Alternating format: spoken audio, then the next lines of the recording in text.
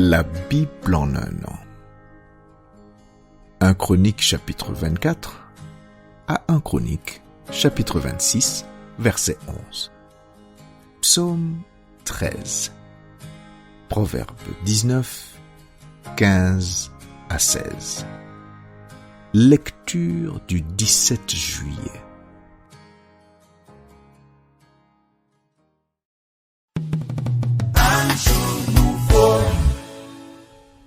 Romains chapitre 4, versets 1 à 12. Que dirons-nous donc qu'Abraham, notre père, a obtenu selon la chair? Si Abraham a été justifié par les œuvres, il a sujet de se glorifier, mais non devant Dieu. Car que dit l'Écriture? Abraham crut à Dieu, et cela lui fut imputé à justice. Or, à celui qui fait une œuvre, le salaire est imputé, non comme une grâce, mais comme une chose due.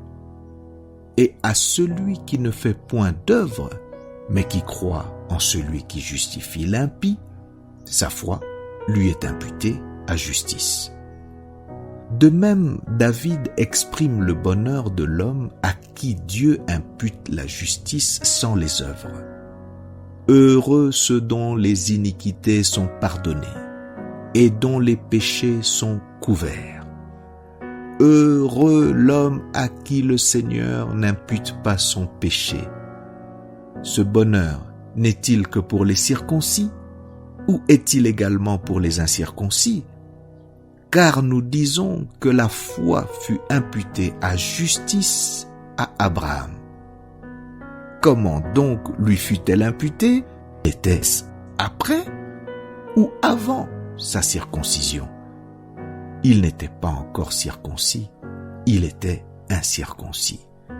Et il reçut le signe de la circoncision comme sceau de la justice qu'il avait obtenue par la foi quand il était incirconcis, afin d'être le père de tous les incirconcis qui croient, pour que la justice leur fût aussi imputée, et le père des circoncis, qui ne sont pas seulement circoncis, mais encore qui marchent sur les traces de la foi de notre père Abraham quand il était incirconcis.